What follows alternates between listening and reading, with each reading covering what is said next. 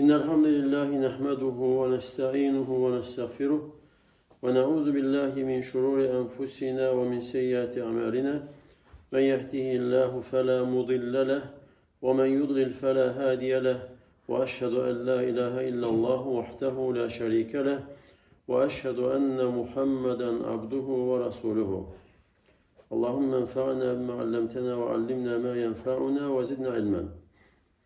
Deməli, fikirləri islah etmək, insanın qəlbindən keçən fikirlərin islahı. Əbu Hüreyrə deyir ki, Allah Resulü sallallahu aleyhi və səlləm belə buyurmuşdur. İnna Allah azze və cəllə təcavəzə li ümmeti amma haddəfət bihi ənfusuhə. Həqiqətən Allah Teala mənim ümmətimə nəfsinin danışdığı fikirlər o söhbətli keçmişdir, yəni bağışlamışdır. Mə ləm tə'məl əv təkəlləm bihi, nə qədər ki, əməl etməyib və yaxud da danışmayıb. Yəni, gələn fikirlər, insana pis fikirlər gələ bilir, günah fikirlər gələ bilir. Nə qədər ki, danışmayıb o fikirləri və yaxud da o fikirlərə əməl etməyibsə, Allah Teala keçirən günah yazılmır. Deməli, insanın əməllərinin başlanğıcı istər xeyir, istər şər olsun. Salih əməllər və yaxud da pis əməllər olsun, qəlbində dolaşan fikirlərdən ortaya çıxır. Öz nəfsində dövr edən düşüncələrdən. Sonra bu fikirlər iradəyə çevrilir, qətiyyətə, sonra əməllər ortaya çıxır. Və kim də öz fikirlərini, düşüncələrini qoruyub saxlaya bilər, idarə edə bilərsə və gözəl şəkildə fikirlərinə sahib ola bilərsə, hansı ki, qəlbi üçün bir qapıdır. Qəlbini qorumuş olar o fikirlərdən, o pis düşüncələrdən və həmçinin qəlbinə başqa pis şeylərin daxil olmasını qoruyarsa, qəlbinə Allah Teala'nın sevmədiyi, razı qalmadığı fikirlərin girməsinə mane olarsa, qəlbi salamat qalar həlakdan, məhv olmaqdan. Və kim də fikirlərini boş buraxarsa, insan pis-pis fikirlər gəlir, aşağı, rəzil fikirlər gəlir, görürsən fikirlərin ardınca gedir, əksinə özü o pis şeyləri fikirləşirsə əgər, hansı ki, nəfsinə gəlir və sonra nəfsində bu fikirlər daha da yer alır, bərkiyir və ondan sonra daha böyük şər ortaya çıxır, Allah korusun. İbn-i Qayyim deyir ki, fikirlərin işi çətindir. Çünki fikirlər xeyrin və şərrin başlanğıcıdır. Bu fikirlərdən iradə, istəklər ortaya çıxır, qətiyyət ortaya çıxır. Və kim də fikirlərinə malik olar, sahib olarsa, öz nəfsini yüyənləmiş olar, öz nəfsinə sahib olar. Və kimə də o fikirlər qalib gələrsə, öz nəfsi istəkləri qalib gələrsə, o insan nəfsinə məğlub olar. Və kim də qoruyarsa fikirlərini, öz nəfsinin yüyənini əlində tutarsa, o insan nicat tapar. Və kim də fikirlərinə qarşı səhlənkar olarsa, bu fikirlər onu həlakə sürükləyər. Və fikirlər insanda, insanın qəlbində davam edir və nəhayət batil arzulara çevrilir. Fikirlər, batil arzular. Necə ki, Allah Teala Nur surəsində buyurur, Kəsərabin biqi'atin yəhsəbuhu zam'anu ma'an. Sanki düz bir yerdə ilğım kimidir. İlğım aydındır, sanki suya bənzəyir. İsti havada insan onu su hesab edir. Susuz insan onu su hesab edir. Hətta idə cəəhu ləm yecidhu şeyən. Nəhayət ora gəlib çıxanda heç nə görür ki, yox. Yəni bu arzular, batil arzular da elədir. Sanki nəsə var, amma ortada heç nə yoxdur. وَوَجَدَ اللّٰهَ عِنْدَهُ فَوَفَّاهُ حِسَابًا. və Allah Teala'nı yanında tapar. Yəni Allah Teala o insanın əməllərini yazır, əməllər yazılır və onun hesabı tam şəkildə verilir.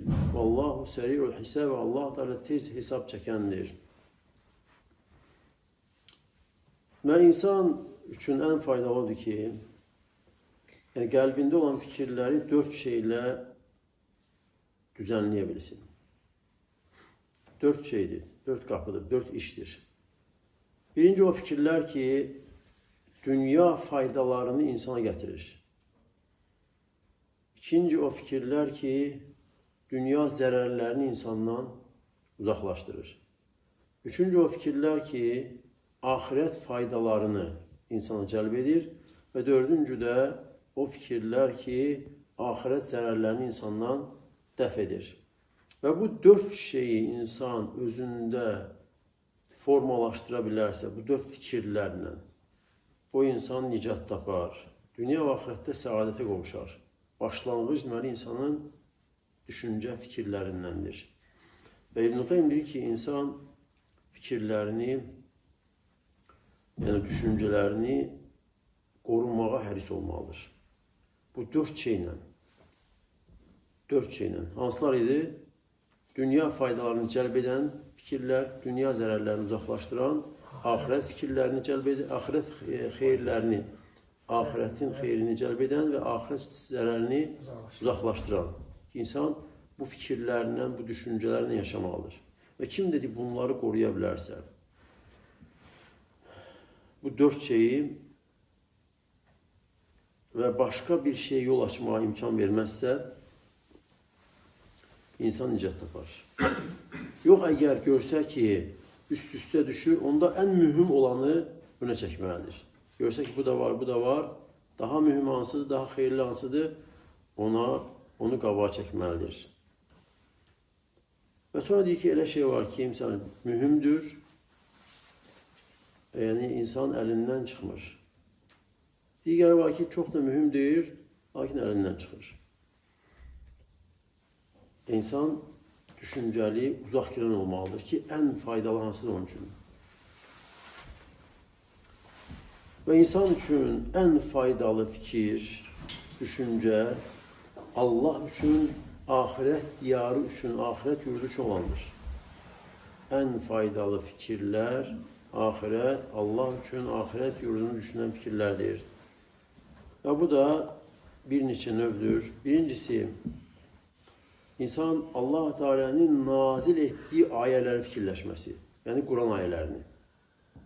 Allahın kəlamını, hansı ki Allah Teala öz kəlamını hidayət olsun deyə insanlar üçün və bəyan olsun deyə, haqqı batildən ayırt etmək üçün nazil etmişdir. İnsanların hidayəti üçün, yol göstərməsi üçün, insanların dünya və axirətdə səadətə qovuşmaları üçün Allah da ayələr nazil etmişdir. Və Allah Teala bu Qur'anı, bu ayələri nazil etmişdir ki, insanlar düşünsün, tədəbbür etsin və bununla hidayət olunsunlar və buna əməl etsinlər. Necə ki, Nisa surəsində Allah da buyurur, əfələ yətədəbbərunəl Qur'an, məgər onlar Qur'anı tədəbbür etmirlərmi? وَلَوْ كَانَ مِنْ عِنْدِ غَيْرِ اللّٰهِ لَوَجَدُوا فِيهِ اِخْتِلَافًا كَثِيرًا. Əgər Qur'an Allahdan qeyris tərəfindən olsaydı, onda çoxlu ixtilaflar görərdilər. Və həmçinin Allah Teala buyurur, Kitabun enzəlnahu ileyke mübarək. Bizim sənə nazil etdiyimiz kitab mübarəkdir. Liyəddəbbəru ayəti, ayələrini fikirləşsinlər, tədəbbür etsinlər. Və liyətədəkkərə ulul əlbəb və ağıl sahibləri ibrət alsınlar deyə. Və Quran nazil olubdur, tədəbbür etmək, fikirləşmək, insan doğru yol tutması üçün. Lakin insanlar isə müxtəlifdir. Elə insan var ki, sadəcə qiraət edir. Quran oxuyur, ancaq ayələri oxuyur, fikirləşmir. Və ayələri düşünmək, mənasını anlamağı fikirləşmir və əməl etməyi də fikirləşmir.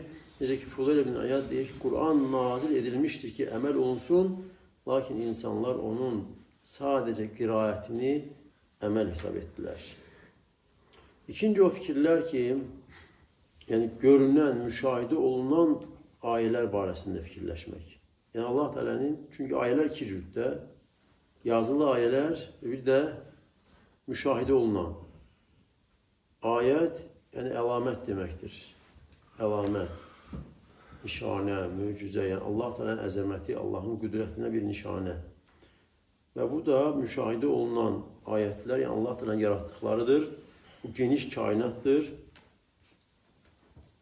Və insan bunları düşünməli, fikirləşməlidir, məxluqatı. Hətta özünü, öz bədənini, öz bədən quruluşunu, öz cismini, hansı ki Allah Teala buyurur, وَفِي أَنْفُسِكُمْ أَفَلَا تُبْصِرُونَ. Sizin öz nəfsinizdə, özünüzdə də ayətlər, dəlillər vardır, məgər görmürsünüz. Əgər fikirləşərsə insan, qəlb yaradanı təzim edər. Bu qəlb, düşünürsə insan ayələri, bu kainatı, Allah Teala'nın yaratdıqlarını, düşünürsə qəlb Allah Teala'nı tanıyır, Allah'ı sevir, Allah Teala'dan umur, mükafat ve Allah'ın əzabından qorxur və Allah Teala'nın razı qaldığı əməlləri etməyə çalışır. Necə ki, Əl-İmran surəsində Allah Teala buyurur, İnnə fi xalqis səmavati vel ard. Həqiqətən göylərin və yerin yaradılmasında, vaxtilləfil leyli və nəhar, gecənin və gündüzün bir-birini əvəz etməsində, ləayətin liulil əlbəb, ağıl sahibləri üçün ayələr, nişanələr, dəlillər vardır. Deməli, əgər bir insan göylərin, yerin yaradılışı, gecənin, gündüzün bir-birini dəyişməsi, əvəz etməsini fikirləşmirsə, düşünmürsə, ibrət almırsa, ağlında naqislik var. Çünki Allah da deyir ki, bunlarda ayət, nişanə, dəlil vardır ağıl sahibləri üçün. İndi kimlər də ağıl sahibləri? Əl-ləzīnə yəzkurunəlləhə, o kəslər Allahı xatırlayırlar, Allahı anırlar, zikr edirlər ayaq üstə, oturaraq və yanlar üstə. Və yətəfəkkərunə fi xalqis səməvat vəl ard, və göylərin və yerin yaradılışı haqqında düşünür, fikirləşirlər və deyirlər ki, ey Rəbbimiz, sən bunları boş yerə, əbəs yerə yaratmamısan. Sən nöqsansızsan, nöqsan sifətlərdən uzaqsan, fəqinə adəbənnər, və bizi cəhənnəm əzabından qorur. Və insan düşünür, ibrət alırsa əgər, bu onu Allah Teala'ya yalvarmağa, dua etməyə, Allah qarşısında zəlil olmağa aparır. Üçüncüsü, fikirlərdən Allah Teala'nın bu əzəmətli neymətlərini fikirləşmək. Allah Teala'nın uca neymətləri, Allah'ın verdiyi bu hədiyyələr, bəxşişlər, hansı ki saymaqla insan sayıb qurtara bilməz. Əgər insan fikrini bununla məşğul edərsə, Allah Teala neymətlərini düşünür ki, bunu verən Allah Teala'dır. Bir-bir düşünür. Allah'ın verdiyi neymətləri, özündə olan, ailəsində olan, cəmiyyətdə olan neymətləri düşünürsə, bu insan çevrilib olur, şükr edən bir qul. Allah'ın neymətlərini şükr edən və Allah'ı zikr edən, Allah'a həmd edən bir qula çevrilir. Və Allah'a tərif edir. Və Allah Teala Nəhl surəsində, Nəhl surəsinin 2 adı var da. Nəhl nə deməkdir? Bal arısı. Və ikinci adı bu surənin neymətlər. Bu surənin ikinci adı neymətlər. Çünki Allah Teala neymətləri xatırladır bu surədə. Nəhl surəsində Nəhl surəsinin 2 adı var. Neymətlər, bir də bal arısı. Həm bal arısını da zikr edən Allah Teala və həmçində digər neymətlərini də zikr etdiyi üçün 2 adı var. Və sonra Allah Teala bu neymətləri zikr edir və 81-ci ayədə deyir ki, كَذَٰلِكَ يُتِمُّ نِعْمَتَهُ عَلَيْكُمْ. Beləcə Allah neymətlərini sizə tamamlayır. لَعَلَّكُمْ تُسْلِمُونَ ki, siz müsəlman olasınız. Allah'a təslim olanlardan olasınız. Və bunda bir işarə var ki, insan neymətləri düşünməsi, fikirləşməsi, ki, özündə olan, öz ailəsində olan, cəmiyyətində, ətrafında o neymətləri insan düşünməsi, fikirləşməsi, bu insanı Allah'a təslimiyyətə aparır. Hər anında. Allah Teala'nın qarşısında boyun əymə aparır. Amma əgər düşünərsə də, bu neçəncisi idi? 3 idi də. Birincisi, Günahlar xeyrini istəmək üzərində olur. Birinci düşünmək, insanın Allah Teala'nın nazil ettiği ayələri düşünməsi. Yəni Qur'anı, ayələr oxuyur, ayələri düşünür. Ərəbcə bilmir, tərcüməsini oxuyur. Mənasını düşünmək, başa düşməyə çalışır. Ki Allah Teala nazil edib, Rəbbim nazil edib ki mən başa düşüm nə deyir. İkincisi görünən, kainatda ulduzlar, külək, yağış, sellər, ağaclar və s. Üçüncüsü nimətlər. Allah da nə qədər nimətlər verib. Dördüncüsü öz günahlarını fikirləşmək. İnsan özünün səhvləri, günahları, gündəlik etdiyi günahlar və ayələr, görünən məxluqat ayələr, Allah təala verdiyi nimətlər, sonra nədir? Öz günahları. İnsanın etdiyi günahlar. Allah barəsində etdiyi günahlar, Allahın haqqına qarşı və həmçinin özünə qarşı zülm etməsi və bir də Allah təalanın yaratdığı məxluqata, insanlara. Və həmçinin düşünməlidir ki, Allahın haqqına qarşı insan nə qədər səhlənkardır. Allahı layiqincə dəyərləndirir. Və insan fikrini bu cür məşğul edərsə, öz günahlarını, öz səhlənkarlığını, Allah təalanın haqqına qarşı müqəssirliyini düşünərsə, bu pisliyi əmr edən nəfsi sındırmağa aparıb çıxarır. İnsanın nəfsi sınar Allah qarşısında. Və həmçinin özündən razılıq gedər. Bəzi etdiyi yaxşı əməllər, namazı olsun, sədəqəsi olsun və yaxud da başqa yaxşı əməllərə görə özündən razılıq, özü haqqında yaxşı düşüncələr yoxa çıxar. Yəni, özü ilə qurulanmaz, aldanmaz. Və qəlb, Allah qarşısında sınan, boyun eğən bir qəlb olar. Və öz səhlənkarlığını, günahlarını bilən bir qəlb olar. Və Allah Teala'nın razılığını əldə etmək üçün çalışmağa başlayar. Bu deməli dördüncüsüydü. Beşinci fikirlər, faydalı işlər haqqında fikirləşmək. Və ən faydalısı da vaxtının vacibini düşünməsi. Yəni, indi, hal-hazırda mənim üzərimə vacib olan nədir? Fərz nədir? Yəni, bir var insan keçmişi fikirləşir, onun faydası yoxdur. Yəni, keçmişdə olan şeyləri fikirləşə bir fayda yoxdur. Və yaxud da gələcəkdə olacaq şeyləri fikirləşir, dərd edir, gələcəyə də insana zamanət verilməyib, sağ çıxacaq yoxsa yox. Ona görə insan vaxtının vacibi nədir, onu fikirləşməlidir. Və insanların çoxsu da batil arzular içərisində üzür. Arzulardır, gününü unudur. İndi mən nə etməliyəm? Bu dəqiqə hal-hazırda üzərimə düşən nədir?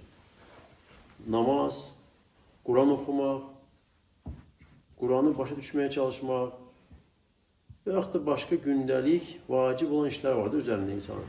Onu düşünməsi. Amma insanlar əksəriyyəti isə xam xəyallarla yaşayır. Və elə insan var ki, planlar tökür 10 illər sonraya, 20 il sonraya.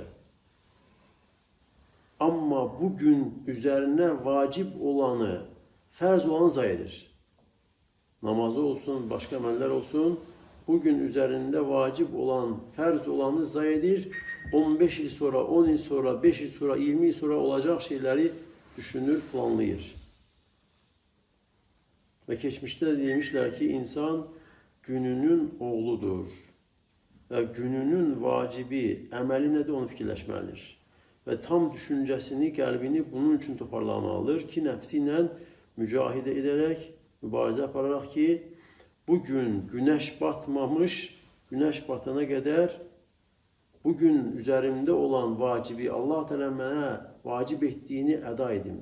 Yerinə yetirim doğru düzgün şəkildə. Və Allah Teala'nın qəzəbinə səbəb olan nə var, ondan uzaq olun.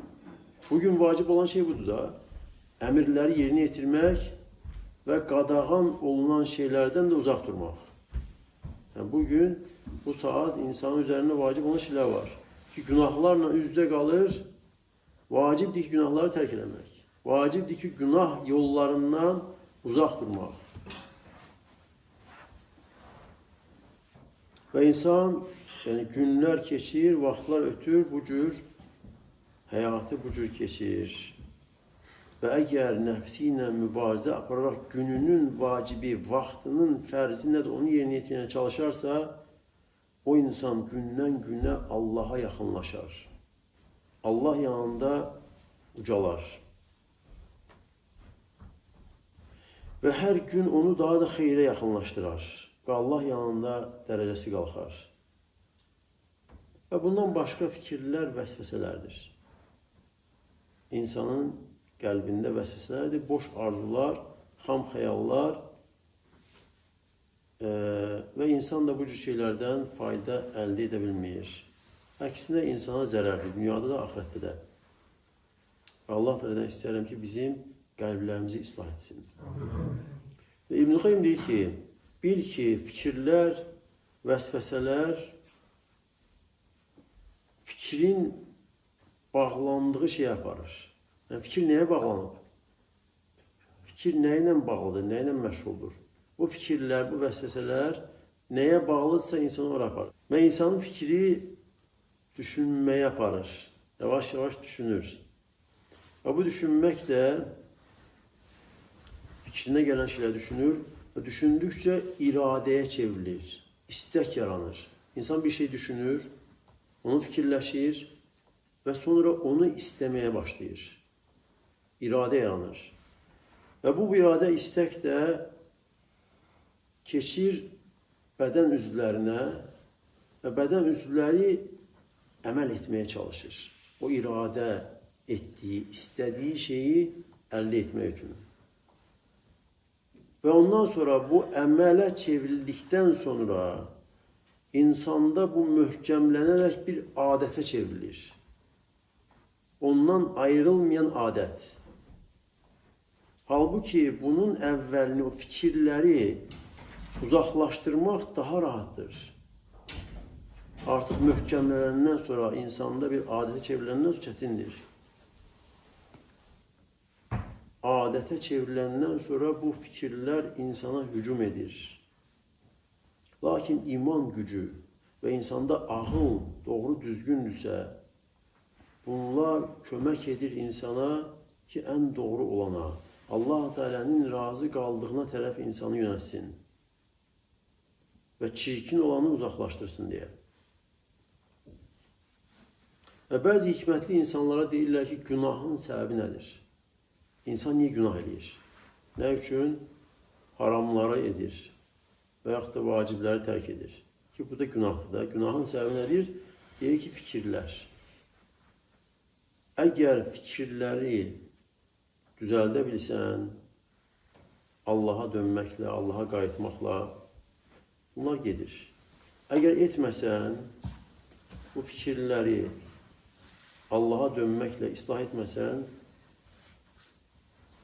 başqa şey ortaya çıxır, başqa fikirlər.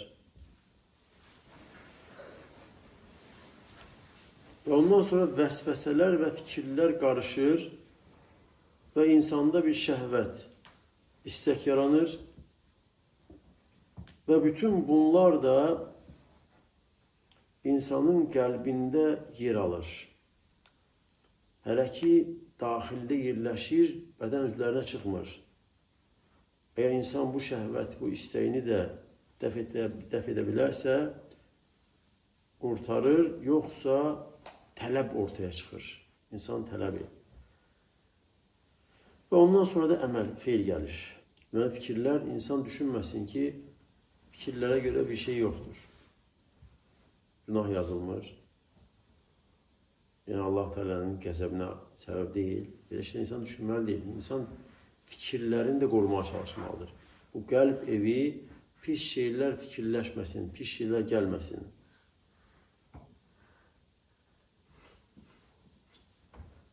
Və Allah Resulü sallallahu aleyhi ve sellem dualarından da deyərdi ki, Allahümmə əti nəfsi təqva, Allahım nəfsimə təqvasını ver. Və zəkkiyə əntə xeyru mən zəkkiyə. Nəfsimi təmizləsən, onu ən xeyirli təmizləyənsən, əntə valiyyuhu və mələhə. Sən onun sahibi ağasısan. Və Allah Resulü sallallahu aleyhi ve sellem Allah da istəyir ki, qəlb təmizlənsin, qəlbi pak etsin.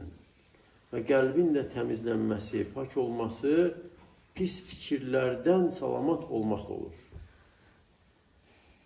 Və insanı körlayan düşüncələrdən salamat olmaqla olur. Şər istəklərdən salamat olmaqla, o batil fikirlər, o pis düşüncələrdən salamat qalmaqla. Əgər qəlb bundan salamat olarsa, onda qəlbdə iman, itaət yer alar. Bununla qəlb təmir olar.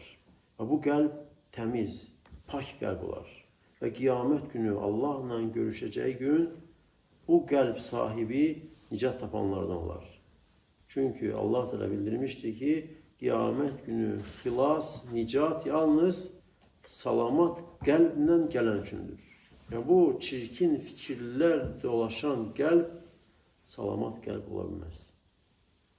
Və bu da insandan tələb edir qəlbini təmizləmək, qəlbini qorumağı. İnsan fikirlər, düşüncələr, pis şeylər, Allah Teala'nın sevmədiyi, razı olmadığı şeyləri düşünməkdən qəlbini qorumalı, salamat saxlamalıdır. Və Allah Teala'ya duanı çoxaltmalıdır. Çoxlu dualar, yalvarışlar etməlidir. Çünki qəlblər Allah Teala'nın əlindədir. Və həmçinin insan mübarizə aparmalıdır ki, qəlb qorunsun, qəlbi nəzarət eləsin, qəlbi islah eləsin və körlayan hər şeydən uzaq olsun. Və qəlbin körlanması ora gələn şeylərdəndir. Qəlbə gələn hər hansı bir şeydən qəlb körlanır. Və qəlbə gələnlər də nə ilə gəlir? Ya qulaqla insan eşidir neysə, musiqi eşidir, söyüş, qeybət, batil sözlər və yaxud da gözlə, haramlar, Allah Teala'nın sevmədiyi şeylərə baxır və xüsusən də indiki dövrdə hansı ki şər yayılmışdır. Və alimlər deyir ki, bu cür yəni şər, bu cür açıq-saçıq geyim, bu cür fəsad insan bəşəriyyət tarixində heç görülməmişdir. Və insan qorumalıdır və çalışmalıdır ki, qorusun. Allah Teala'dan yardım istəyərək, dua edərək və əgər öz nəfsini qoruyarsa, qəlbə gələn yolları qoruyarsa, Allah Teala'nın izni ilə hifz olunmuş, qorunmuş olar. Çünki qoruyan Allah Teala'dır. İnsan üzərində düşən nədir? Çalışmaq, amma qoruyan Allah Teala'dır. İbn-i Qayyim deyir ki, bil ki, gələn o bəzi fikir insana zərər vermir. Zərər verən şey insan o fikrin ardınca getməsidir. Onu düşünməsidir. O fikri özünün cəlb etməsidir zərər verən. O fikir sanki yol keçən birisi kimidir. Yol keçən insan kimidir. Əgər sən onu çağırmasan, onu tərk eləsən ki, o keçib getsin, o keçib gedəcəkdir. Yox, əgər çağırsan, öz söhbəti ilə, danışığı ilə səni sehr edər və səni aldadar.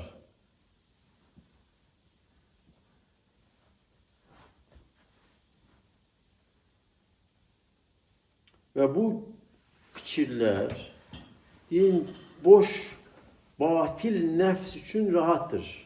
Lakin salamat nəfs üçün, salamat qəlb üçün ağırdır. Və Allah da insanda nəfs yaradıb, həm əmr edən, pisliyi çox əmr edən nəfs və həmçinin rahat nəfs. Və bu ikisi bir-birinə qarşı düşməndir. Və birinə yüngül olan, o birisinə ağır olur. Biri bir şeylə ləzzət alırsa, onun ləzzət aldığı ilə bu ağrı çəkir. Və insana pisliyi çox əmr edən nəfs, bir də rahat nəfs, xatircəm nəfs. Yalnız ki, Allah da buyurur ki, ya əyyətuhən nəfsul mutmain, ey rahat, xatircəm nəfs, Hansı ki bu cənnət əhli olan müminin nəfsidir. İrci'i ilə rabbiki radiyətən mardiyyə. Rəbbinə tərəf qayıt dön, razı olaraq və həmçinin səndən razı qalınaraq. Fədxuli fi ibadi və dxuli cənnəti. Qullarımın arasında daxil ol və cənnətimə daxil, rahat nəfs. Bir də var, pisliyi çox əmr edən nəfs. İnnən nəfsə lə əmmaratun bis-su'ə nəfs, pisliyi çox əmr edəndir. Və bu ikisi bir-biri ilə qarpışır, çarpışır, mübarizə aparır. Birinə ləzzət verən, o birisinə ağrı verir. Və pisliyi əmr edən nəfs üçün ən çətin Allah üçün olunan əməldir. Yəni, ixlasla edilən əməl pisliyi çox əmr edən nəfsə ağırdır. Və Allah Teala'nın razı olduğu şeyi öz nəfsi istəklərindən üstün tutmaq bu nəfsə ağır gəlir. Halbuki bunun üçün ən faydalısı elə budur. İnsan nəfsi üçün ən faydalı Allah üçün olunan əməllərdir. Allah Teala'nın razı qaldıqlarını öz nəfsi istəklərindən üstün tutmaqdır. Və xatircəm nəfs, mutmain nəfs üçün isə ən çətini, ən pisi, ən ağırı Allahdan qeyrisi üçün əməl etməkdir. Və nəfsi istəklərin, havanın, şəhvətin çağrışçısına icabət etməkdir. Və bu da ən zərərlisidir. Və mələk də deyir, bununla qəlbin sağ tərəfindədir. Və şeytan isə o birisi ilə qəlbin sol tərəfindədir. Şeytan pisliyi çox əmr edən nəfslə bərabərdir də. Amma bu nəsə mələkdir. Və müharibə də davamiyyətlidir. Bunlar arasında müharibə davamlıdır. Dünyadan olan əcəlini tamamlamamış müharibə, mübarizə dayanmır. وَالْبَاطِلُ كُلُّهُ يَتَحَيَّزُ مِعَ الشَّيْطَانِ وَالْأَمَّارَ. Və bütün batiller də şeytan və bir də pisliyi əmr edən nəfsdəndir. Və haqq hamısı da mələk və bir də rahat, xatircəm nəfsdəndir. وَالْحُرُوبُ دُوَلٌ وَسِجَالٌ. Və arasındakı müharibə də, mübarizə də gah bunadır, gah buna. Qalib gələn gah odur, gah budur. Hətta insan özü də gündəlik həyatda görsən bir gün içində səhər nəfsinə qarşı mübarizə aparandır, nəfsini cilovlayıb, Allah'tan razı qaldığı işləri üstün tutur. Axşam və yaxud da günorta olduqda görsən dəyişdiyi, şəhvətlər qalib gəlir. Pisliyi çox əməl edən nəfsə təslim olur insan. وَالنَّصْرُ مَعَ الصَّبْرِ. Lakin kömək, yardım səbirlə bərabərdir. Səbirdə haramlara qarşı səbir etmək, insan addım atmaması və həmçinin Allah Teala'nın fərz etdiyi vaciblər üzərində səbirli olmaq və bir də ki, qədərə səbir etmək. وَمَنْ صَبَرَ وَصَابَرَ وَرَابَتَ وَاتَّقَ اللّٰهِ. Və kim də səbirli olarsa, təmkinli olarsa və keşikdə durar, qəlbinin keşiyində, nəfsinin keşiyində, Allah Teala'nın həddlərinin keşiyində durarsa və Allah'tan bacardığı qədər qorxar, təqvalı olarsa, fələhul aqibətu fid dünya və axirət. Dünya və axirətdə gözəl sonluq bu insanındır. Allah da bizim hər birimizin aqibətini gözəl etsin. Və Allah Teala elə bir hökm vermişdir ki, elə bir qanun, elə bir qayda qoymuşdur ki, heç vaxt dəyişilmir. Elə bir Allah Teala qayda, qanun qoyub ki, dəyişilməzdir. Və bu qanun nədir? وَالْعَاقِبَةُ لِلْمُتَّقِينَ. Gözəl sonluq müttəqilərindir. Gözəl sonluq müttəqilərindir. Bu aləmlərin Rəbbi olan Allah Teala'nın kəlamıdır və Allahın hökmü dəyişilməzdir. Gözəl sonluq mütləq müttəqilərindir. Və qəlb də boş lövhədir. Təmiz, boş lövhədir. Fikirlər sanki bu lövhə üzərində naxışlardır. Sən bir-bir bu qəlbə təmiz lövhə kimi təmiz olan bu qəlbə fikirlər sanki naxışlardır. Ağıllı insan, ağıl sahibi olan insan necə razı olar ki, bu təmiz lövhəsinin naxışları yalan, aldatma hiləgərlik, batil arzular, həqiqəti olmayan xəyallar, bu hansı hikmətdir, hansı elmdir, hansı hidayətdir ki, insan bu cür naxışların bu qəlbində naxış kimi yer almasına razı düşür. Hansı ki, bu pis şeylər, Allah Teala'nın sevmədiyi şeylərdir.